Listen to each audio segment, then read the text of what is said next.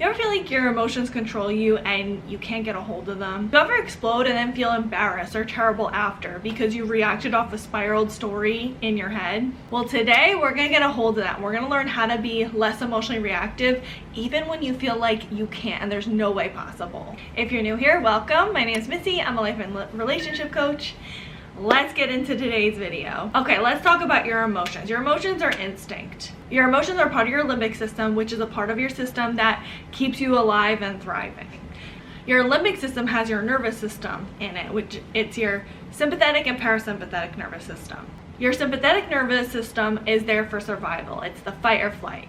It helps you to make a decision if you need to fight or flight something when you feel like you're in danger situation. The parasympathetic nervous system is a nervous system that helps calm you and keeps you calm and makes you feel safe especially when your sympathetic nervous system is going off. So when you feel like you're in danger, your sympathetic nervous system goes off. And then when it's time to calm down, that's when your parasympathetic nervous system kicks in.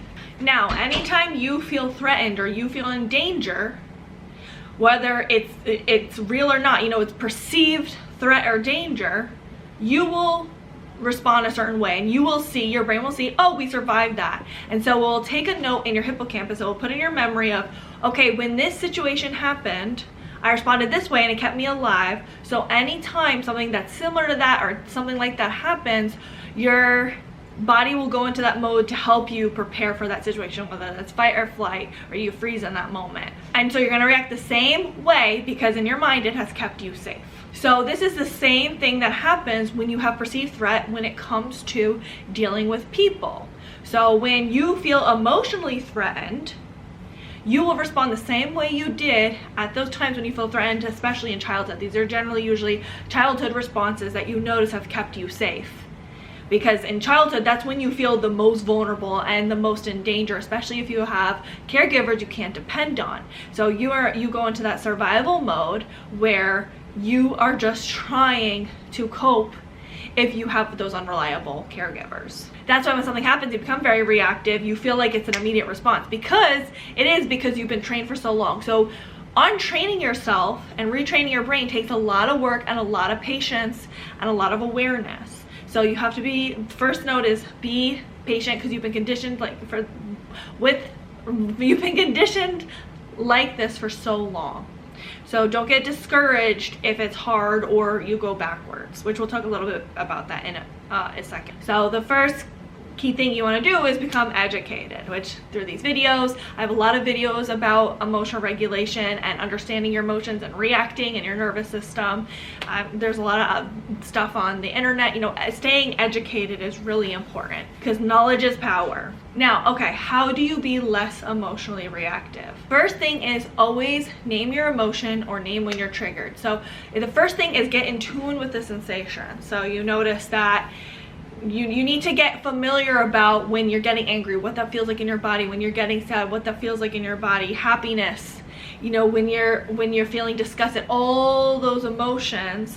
You need to get familiar with what it feels like in your body. Where is it? So that way you can name it, because that's the part of the awareness that's super important. If you're not aware, then you can't do anything about it. So become aware and really comfortable and notice. You can do it right now even, is pause this video and think about something that makes you angry, and you'll feel something in your body and you'll know, okay, this is my cue for anger, this is my cue for sadness. And this is really important, especially if you've been taught to suppress or you've been made to feel like you're not allowed to have your emotions.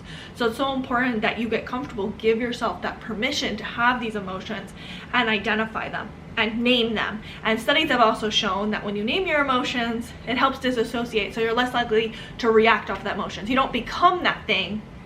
That thing is happening, but you're not that thing. The next thing, when you notice you're having this emotion, you have to ask yourself, when did this shift happen? What event happened that caused you to feel this emotion? When did you notice the emotion first start? So let's say you noticed you started to feel neglected and sad because when you went to go share something with your partner, they didn't really respond. They were on their phone or they were, ignoring you. And that's when you want to identify the trigger. So you notice when the shift happened, what was the trigger? The trigger was that you felt ignored. and identify what you did when you were triggered. So when you were triggered, you felt ignored, so you started being passive aggressive. Maybe you started yelling. You started responding the way you would when you were a little kid when you felt ignored or unheard. And you have to understand that when you're doing that, you're usually trying to get some sort of need met. So when you're reactive, it's because you're trying to fulfill something inside of yourself. And whether that's comfort, whether that's to be heard, whatever it is, you're trying to fulfill something. And that is a part of your inner child wounds. So you have to identify all these triggers and identify the inner child wounds and identify the things that trigger you the most to cause you to react certain ways. You know, when you're feeling this way, you will respond this way. So when you become aware, then you can get a hold of it. And you can be like, oh, okay, I know I'm feeling this way, and I know usually I'll respond this way when this specific thing happens or when I'm feeling this certain way. Then you want to identify the story you tell yourself. So it's so important. So let's say you felt ignored by your partner. Now the story you're telling yourself is that they're gonna leave you because you're uninteresting. They need to be on their phone because they are not entertained by you and they don't like listening to you. You know, you tell yourself this story that triggered you to start to yell or start to be passive aggressive. And generally those stories also come with past experiences. So, you know, you may have a fear of being left because you've been left in the past. You've been abandoned by a parent, by another partner. And so you project that onto this new relationship. There's past experiences you've been through that cause you to tell yourself these stories. So you have to go back to your past and say, okay, what did I go through that's causing me to believe that this certain thing is happening? And there's no actual proof that this certain thing's happening current day. I just know it's something that's happened in my past that I'm projecting and acting like it's happening current day without real evidence or proof. And so I'm causing myself to respond and react the same way I did when I was in those situations because I feel that these patterns are happening all over again. And then once you're able to identify all of that, then it's so important you ground yourself and you use your healing tools. Like you do self-soothing, you talk yourself through and you challenge that story, especially if there's no real evidence or proof that anything's happening. Like just because your partner maybe didn't give you that attention that one time doesn't give evidence that they're not interested in you. Maybe they had a lot of work going on.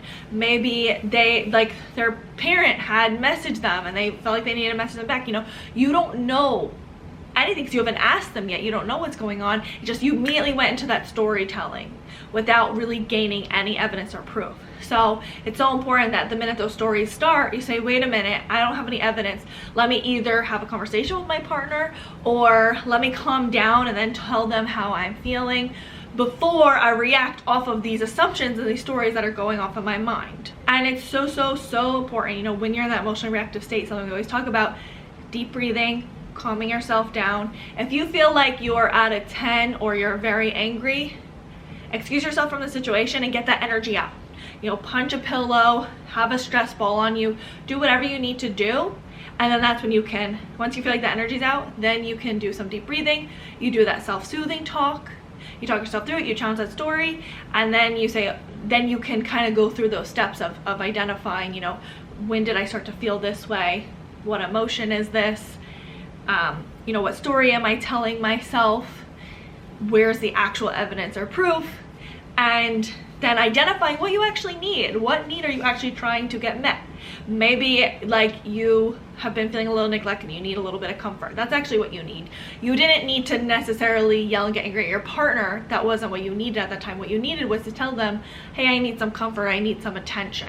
So being able to identify what you actually needed is how you can retrain your brain of being able to effectively communicate and understand you're not that helpless child, and you can actually get your needs met, whereas when you were a helpless child you couldn't get your needs met, and so you had to react a certain way to feel like you could fulfill your needs or get your needs fulfilled in some sort of way. Negative attention is still attention, and that's much better than getting nothing. So you've been trained to feel that way. And not only that, but there's this feeling of being mistreated and unheard. And when we feel mistreated and unheard, we get into a protective mode and we explode. And this is something you'll have to repeat over and over again. You're not going to be perfect. And like I mentioned, you're going to fail, and that's okay. Expect failure. Expect yourself to mess up.